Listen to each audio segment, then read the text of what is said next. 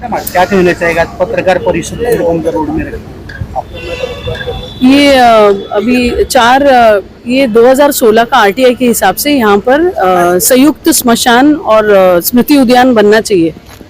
2021 में हमने public interest litigation file किया है 10 प्लॉट और ये एक भाईंदरपाड़ा का 11वां प्लॉट के लिए कि जो रिजर्वेशन में है वो सब काम करवा के डेवलप करवा के कम्युनिटी को हैंड ओवर कर दो स्मशान के लिए। It's a public immunity.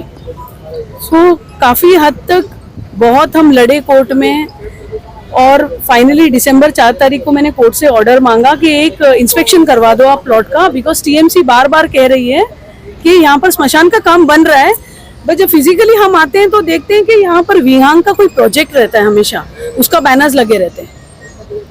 तो दिसंबर 4 तारीख को मैंने डायरेक्शन लिया, तो जज साहब ने एसडीओ को डायरेक्शन दिया इंस्पेक्शन के लिए। तो इंस्पेक्शन में के हिसाब से स्मशान का काम चल रहा है, बट वो काम बहुत धीरे तरीके से चल रहा है और पूरे 37,000 जो स्क्वायर मीटर है उस पे नहीं हो रहा है, तकरीबन 20-22 हजार के ऊपर ही हो रहा है। ये हर जाति की कम्युनिटी के लिए है। सर थाने में विहांग करके बोल रहे हैं, विहांग का मालक का विहांग मरीना जो प्रोजेक्ट है उसका प्रमोटर का नाम बालाजी एंटरप्राइजेज है, उसका पार्टनर पूर्वेश सरनायक और प्रताप सरनायक है। कितने एकड़ में तो आगे क्या मांगे, यहाँ पर क्या होना चाहिए, थाने कमिश्नर और हमको प्रशासन से क्या मांगे? हमको एक तो हाई कोर्ट से बहुत भरोसा है कि अभी परसों मंडे हियरिंग है, तो मुझे टाइम बाउंड करना है इसको कि एक पर्टिकुलर टाइम में ये काम खत्म होना चाहिए और एक बार काम खत्म हुआ हर जाति के कम्युनिटी को प्रॉपर्ली लीगली हैंड ओवर होना चाहिए। और प्रशासन से और टीएमसी थाने म्युनिसिपल कॉर्पोरेशन से हमको एक ही मांग है कि आप लोगों के लिए है तो जो हमारे लिए काम करिए, ना कि कोई पॉलिटिशियंस या किसी पैसे वाले लोगों के लिए काम करना है या बिल्डर्स के लिए काम करना है। थाना कमिश्नर आए हैं नया सौरभ राव करके, उनसे कितना बड़ा बनते करती है? अभी मैं हमेशा कोशिश करती थी कि हमारे पुराने कमिश्नर साहब से मिलने को, क्योंकि ना मेरे कंप्लेन पे कभी जवाब दिया जाता था, ना मेरे आरटीआई की जवाब दिए जाते थे। तो अभी इस बार अभी कमिश्नर साहब बदली हो गए, तो मैं उनसे मिलने वाली हूँ अगले हफ्ते में इस बारे में बात करने, और बाकी और भी प्लॉट्स है जिसके बारे में बात करनी है। तो हमको ये लगता है कि हमारे अभी नए कमिश्नर साहब हैं वो हमारी बात समझेंगे और आम आदमी की भलाई के लिए काम करेंगे।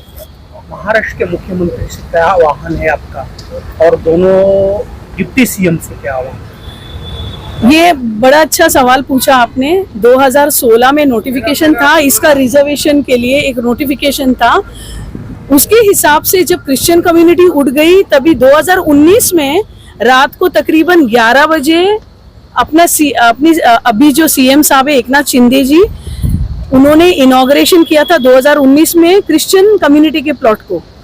बट जो इनॉग्रेशन हुआ वो रात को हुआ, ना मीडिया का कवरेज था, ना उसके बाद कुछ काम चालू हुआ।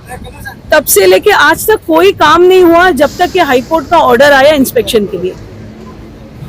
तो हमारी मांग है अपने सीएम साहब से, अभी डिप्टी साहब से, कि जो चीज जो जगह आम आदमी के लिए है, पब्लिक सिटीजन के लिए, उनको उनके लिए यूज करने के लिए रखी जाए, ना कि और किसी चीज के लिए। कलेक्टर को क्या आह्वान करेंगे आपकी, जो थाने कलेक्टर में मेन जो जगह मशहूर और जो थाने का एक नामी व्यक्ति कलेक्टर करके, तो उनसे क्या आह्वान करेंगे? ना कि सिर्फ थाने कलेक्टर साहब, बल्कि ज्यादा मायने में टाउन प्लानिंग डेवलपमेंट डिपार्टमेंट जो थाने कॉर्पोरेशन का है, दोनों इतने मायने में हर चीज में इन्वॉल्वमेंट रखते हैं ना। मैं बोल नहीं रही हूँ कि वो करप्ट है, बट उनके हाथ में इतनी सारी चीजें हैं जो आम आदमी को सुविधा देने में काम आ सकती है, बट वो सब नहीं किए जा रहे हैं। जबकि रिजर्वेशन, 712 एक्सट्रैक्ट, 712 हर चीज कलेक्टर साहब और टाउन प्लानिंग के हाथ में, वो काम ध्यान से नहीं किया जा रहा है।